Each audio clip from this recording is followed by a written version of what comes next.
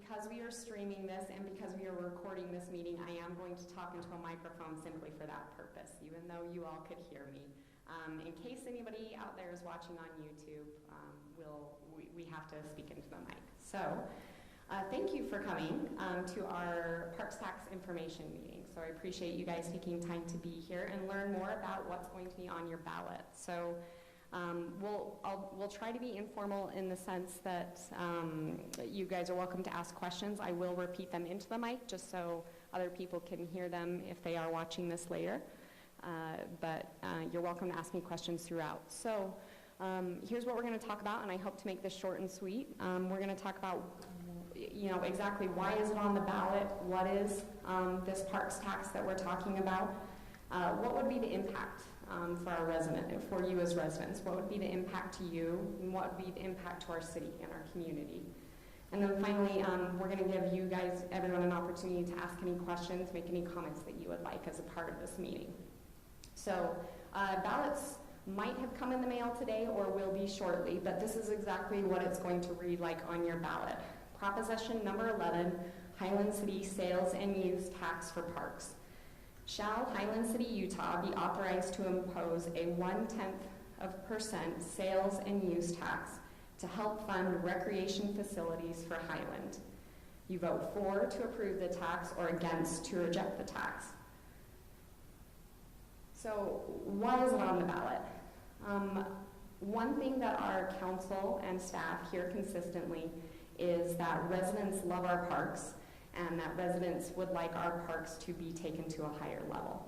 So for example, in our 2020 resident survey, 77% of our respondents told us that they use the parks at least once per month. And then, like I said, we constantly hear, whether it's in council meetings or staff hears, hey, we really need to do better at this park. This park needs to be fixed for X, Y, and Z at this amenity, or can we do better at maintaining this park? So while it runs the gamut depending on where you live and what amenity you're talking about, it is a constant concern that we hear from residents. So as a result, City Council has been working on trying to figure out how to put more money into parks and what efforts they can do there. And we have put quite a bit more effort into our parks. We've hired additional city personnel to help maintain our parks. And recently, council has put additional monies into tree replacement, for example, in our parks. However, they were wanting to do more.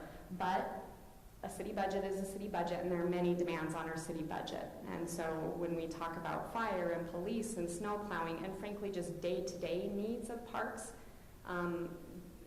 there's not a lot of money there currently. There's no money currently allocated for the types of things we're talking about, especially in terms of playground replacement or taking our parks to that next level. While we can day-to-day maintain them, we don't have money for additional things. So let's talk a little bit more. Well, I guess one point I wanted to make here is that ultimately this is a resident question. So all of these types of taxes, they have to be approved by residents. So council decided, hey, residents want more money for parks. We feel like this is a good opportunity to get those additional funds. Let's see if the residents approve this. So council voted to put it on the ballot and see what residents think and see if they do want to approve this parks tax. So let's talk a little bit more about what a parks tax really means. So it's a sales tax for most sales that take place in Highland. And I say most sales because it's similar to our current general sales tax in that raw food items aren't taxed. So when you go to the store and you're buying produce, that isn't taxed a general sales tax, and that wouldn't be taxed under this parks tax as well. But it would be on any sales that take place in Highland, and it would be on any individual, whether or not that individual is a resident. So if you go to get a bite of food at Blue Lemon, or if you buy non-produce related items at Macy's, right? You go buy toothpaste or your prescriptions or shampoo or anything like that, those would be charged. And again, it would be whether you're a Highland resident or not.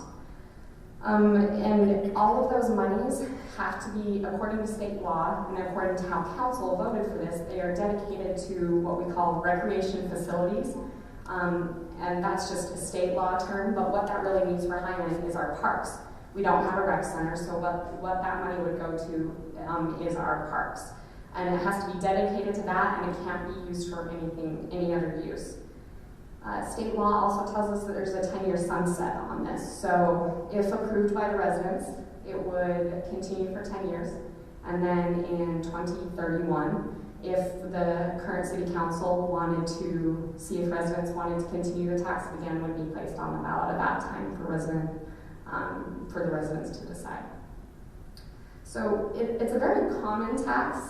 It's called by different names depending on what city you happen to be shopping in. So some common names that you do hear more often are RAP or ZAP or Park with a C. And so a lot of our neighboring cities actually have this tax, and if you're shopping in any of our neighboring cities, you're paying it. So American Fork currently has it, though it is on their ballot to be renewed this year. They've hit their sunset time frame and need to vote to renew it. Currently, it's applicable in Cedar Hills, Pleasant Grove, and everywhere in Salt Lake County. And Lehigh is also voting on it this year. It's on their ballot. So if you have been shopping in those areas, you're paying it already at this point. Okay, let's talk about what this really means, what this percentage actually relates to. So it's 1/10 of 1%, or 0.1% sales tax. So what that means is every $10 you spend, there would be 1 penny contributed to the parks tax. If you spend $100, it equates to 10 cents. So if, for example, the various places you shop in Highland, if you spent $100 per week, over the course of the year, you would be contributing $5.20 to the parks tax. What does this mean for our community if approved? So as you know, and as our residents tell us they love, we have a lot of parks in Highland and a lot of publicly owned parks. So in total, we have 164 acres of park land and parkway detail. And with that comes a lot of costs.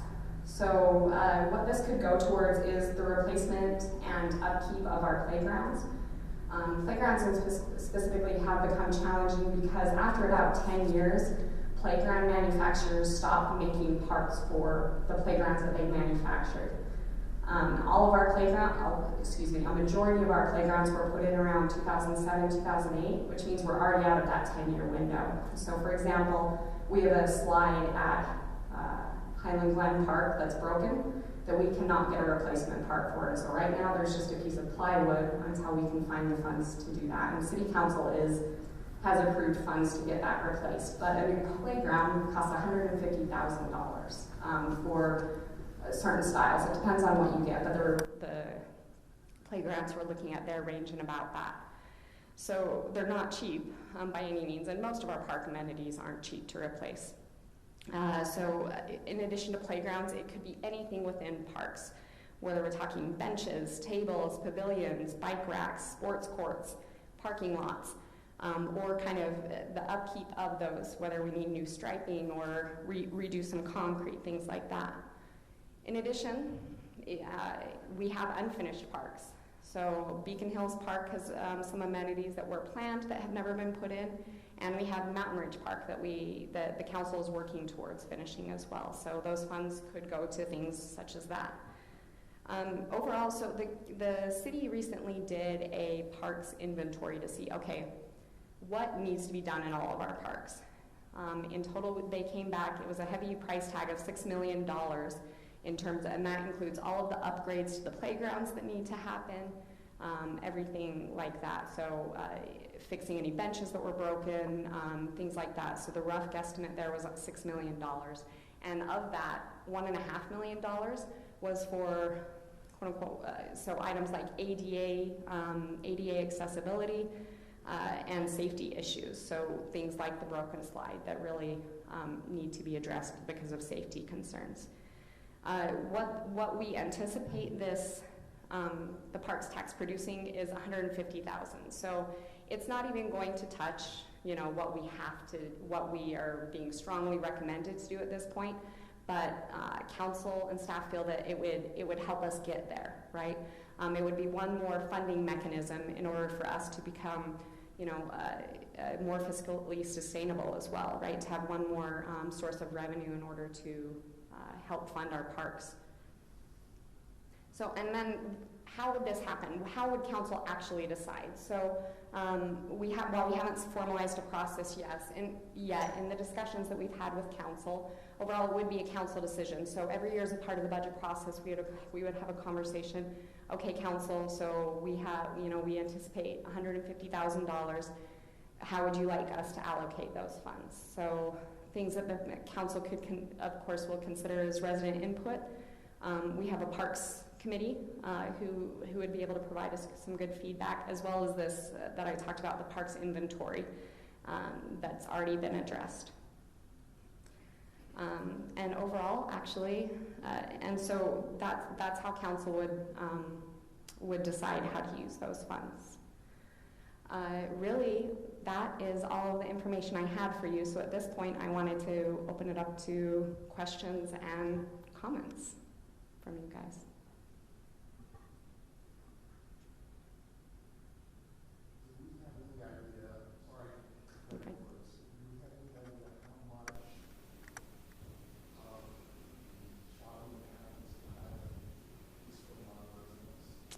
So the question is how much shopping in Highland is from non-residents, and I do not know that, and I don't know if that's even well, I'm sure that's collected at the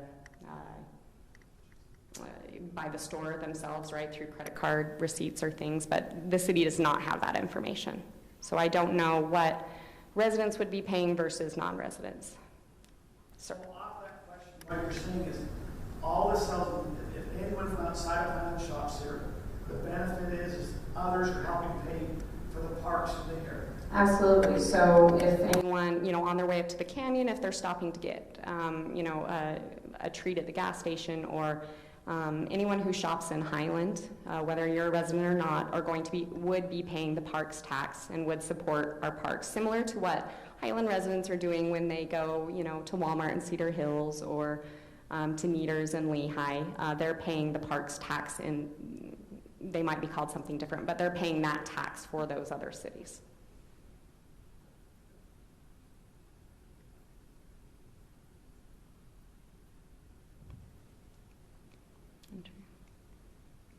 Oops.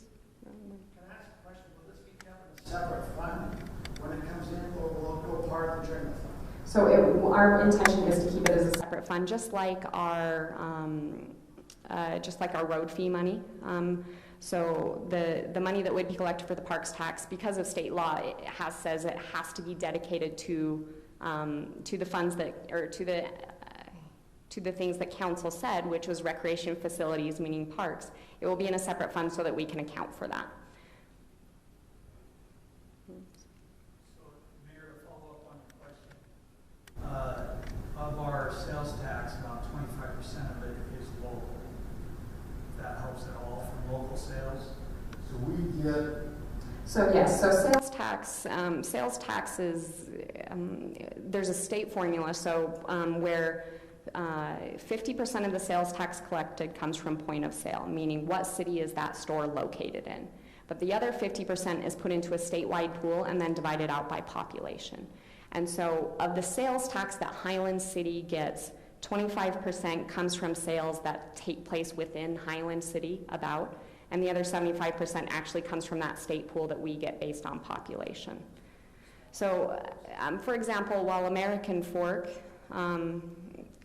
they have a lot more retail than Highland does, and so their revenue from their tax is a lot higher than ours is, because they have a lot more retail. But because ours is, we live in a mostly bedroom community, which is, if that's what Highland has wanted to be, and so our portion is $150,000, which will not solve all of our problems, but we feel like would be a good step in helping provide another funding source for parks. Will this also be part of the internet sales tax? Will we buy things on the internet? Will this also contribute to that, or is it only where we shop in a physical store? So the question was, will internet sales be attributed to this? So the way internet sales work is it's based off of the zip code of the card that was used to make the purchase, right? I'm double guessing myself. My understanding is Highland is broken up into sectors. Can we share a zip code as American Fork of 84003? The post office has what's called a sector. So when the mailman delivers, that's a sector. Once he makes a turn, it's a different sector. So if you pay sales tax in the internet based off the sector. Right. Correct, Mayor? It's not just the It's the zip code plus the 4, right? It's the extra. And so is our internet sales perfect in attributing sales tax to where they need to? No, but neither are brick and mortar stores either. There's a little bit of error everywhere, but overall, you know, I know that the tax commission does their best to attribute that, and the retailers do as well. But to the original question, yes, if an internet sale takes place in Highland and the zip code is attributed to Highland, we would get the parks tax sales from that sale. So keep shopping on Amazon. So what's our, you know, when you say the others call parks, what are we going to be called? We're going to be called PTS. What's ours? Currently, we have branded it as Parks, P-A-R-K-S, just because it's used just for parks. So the others stand for things, right, like ZAP is Zoo, Arts, and Parks, but because our city council has decided this is just for parks, we just stuck with the word parks. If residents do approve it on the ballot, we would,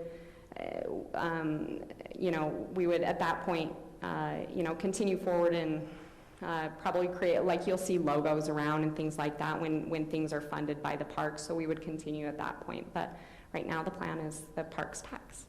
So, if it gets approved, when is it? so if residents do approve the parks tax on the ballot, it would, there's a delay in timing, and so my recollection, it was April, right? It was April of next year, because it has to begin at a quarter, and the way that the quarters work, the tax commission wouldn't have time until April, essentially, and the retailers, right? Because they're gonna have to change how they collect sales tax. So April is when it would begin. So we would only get a small amount this fiscal year that ends in the end of June, but starting in July, so next fiscal year is when we would expect to see the whole 150,000 or maybe more.